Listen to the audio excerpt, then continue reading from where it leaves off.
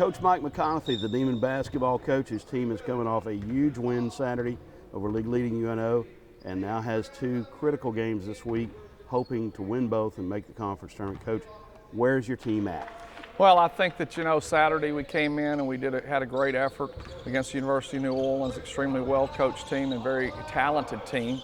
We came out, we executed, we did a lot of good things, we really competed and played hard, and I'm hoping that we can move forward. We have to look to the next hill instead of staying where we were.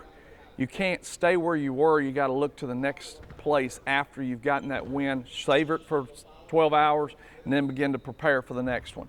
And hopefully we're doing that. It's been an interesting week. We had probably one of the best practices of the year on Tuesday. Just a really good practice. It was good. Maybe it was because it's 2 o'clock in the afternoon instead of at 6:30 or 7 o'clock in the morning, but it was a great spirited practice, and I thought we did a great job. So I think that we're headed in the right direction. I think that we're doing all the little things. Playing Stephen F. Austin in Nacogdoches, always a challenge, a great rivalry, an overtime game here. Talk about that matchup. Coach Kyle Keller's done a great job. Stephen F's storied program in the last 3 years been remarkable. The many years before that, they were remarkable as well. Just got a great program. We've had great games. And, outside of one game in the last 4-5 years, all the games have been really good games. And I thought the game here against Stephen F. Austin was example and indicative of the rivalry. And, twice we've got the ball at the end of the game to try to make the win, try to make the play. Unable to do that, they end up making a good rebound and a great play up the floor to win the ball game. But they have a great program, they got a good culture, but we also believe we have a good program, we have a good culture, and we're working to try to get over the hump. I think that having Zeke back helped a lot. I think what it did, even though he had 28 points, but what it did is it relaxed some of the other guys thinking that every play I make, it's got to be a winner. Because what happens when you narrow the margin and there's so little room for error, you got problems. Well, when you get a guy that can score 28 points in a game, it kind of makes things a little bit better. So I think that that's a positive thing. I thought Zeke played extremely well on defense. I thought that we did a really good job. Bailey Walker did a great job of getting the ball to people at the end of that game actually not the end, but in a 8-minute to a 4-minute stretch. He did a great job of getting the ball there. So guy coming in, making a contribution he can, that's what we got to have each and every time we go out. Saturday afternoon, Prather Coliseum, Central Arkansas comes to town. It could be the determining game for the Demons' postseason hopes. It will almost certainly be a high-scoring game. Talk about that matchup. Is it going to be high-scoring because neither one of us guard? I've heard that said. I've heard it said as well, but I believe it'll be a high-scoring game because both teams can be offensively efficient.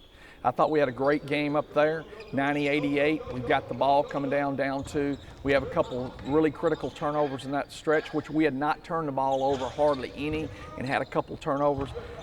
Tough plays. They've got great players. They've got great offensive players. Rebound, Kamba really rebounds the ball hard, goes to the glass hard. That's something we've got to match with intensity on the boards and do things. But it'll be a good game. It'll be a great game to end the season at home, hoping that we can get the win to move forward if the right things happen for us. Impossible not to pause and talk about your 3 seniors, which will be celebrated in Senior Day activities before tip-off. Well, Sabree Thompson, Trayvon Joseph, and Zeke Woodley are like a band of brothers.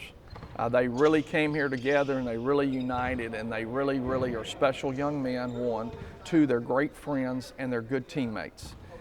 And when that's what you want to happen when young men come to school, to develop a relationship that's a bond that will last for the rest of their life.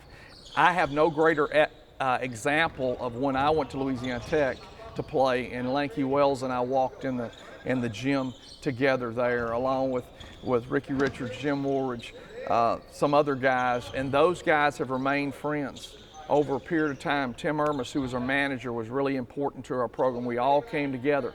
So I'm just saying and there was many more, because we had 10 new players that year. You better mention Tom Morris, or we'll both get in trouble. Well, Timo, I was fixing to say he was the ringleader of the whole group. That's what I thought. And so That's what he always told me. Oh, no doubt about it. But Yeah. the important part of that is that you develop relationships. And when you go 40 years ahead and you're standing there at someone's funeral and they mean something to you because of that relationship. And that's what Zeke, Trayvon, and Sabree have, is that close-knit relationship that they'll be bound together for the rest of their life. And also impossible not to mention the potential for something historic to happen this week. Zeke Woodley, 26 points away from Billy Reynolds' school scoring record of 2,009 points. You played against Billy Reynolds. You've coached Zeke Woodley. Not asking you to compare and say which one is better, but just talk about both. Both great players. Billy Reynolds and I actually both went over 2,000 mark together when Northwestern Louisiana Tech were playing that night in Ruston, Louisiana. Billy was just a complete player that could do so many things. And, you know, you got to factor in the three-point line, you know, with Zeke's pursuit of the record. But they're different kind of players in that Billy was a rough, tough, strong guy that got the rebounds, got the shots, ducked in great on post plays, did everything Coach Hildebrand wanted him to do, did a phenomenal job. Zeke is a guy that keys off of people helping to get spectacular plays over the top or getting open jumpers. Just kind of different in that respect. Zeke is extremely efficient. Billy was extremely efficient. Billy was an unbelievable rebounder. Zeke is not as good a rebounder. Billy probably in some ways was more complete than Zeke, but in other areas Zeke is more complete. So they're two great players. And you know, it's one of those things that's bittersweet because you hate to see a record go down for somebody, especially I'm tied to both of the players. But at the same time, you know, the pursuit of that is why we keep stats, we do things, even though stats don't equate records, they are important.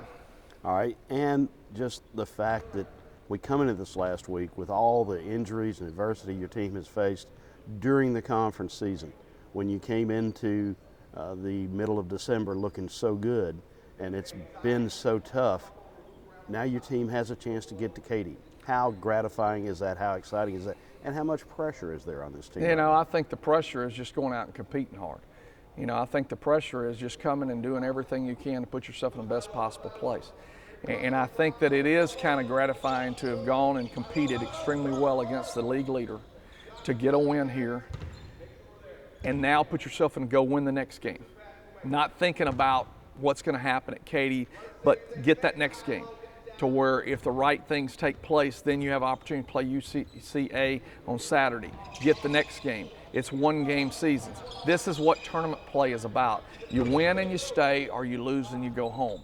And that's kind of what you're preparing for the conference tournament, because you don't get to stay if you don't win. So a great opportunity. I'm glad that we're in the position that we're in. I wish that we would have picked up some of those overtime wins or the loss at Abilene or whatever to where it would be a different scenario. But maybe we needed this. Maybe we needed our back against the wall to put ourselves in a position to know exactly what is at stake. Yeah, they played a lot of close games. Let's hope they can win a couple more. Thanks, Coach.